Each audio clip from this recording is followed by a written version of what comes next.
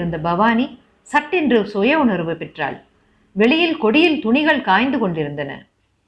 வெளியே போய் அவசர அவசரமாக துணிகளை அள்ளி கொண்டு வந்து கூடத்தில் பரப்பி வைத்தாள்.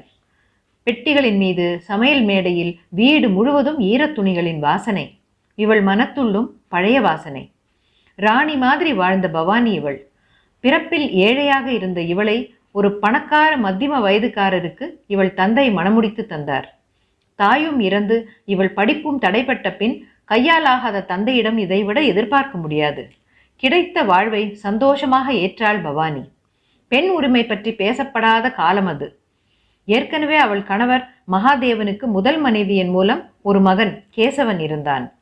பவானிக்கும் கேசவனுக்கும் அநேகமாக சம வயதுதான் இருக்கும். ஆனாலும் கேசவனை தன் மகனாக பாவித்து ஆள் பவானி.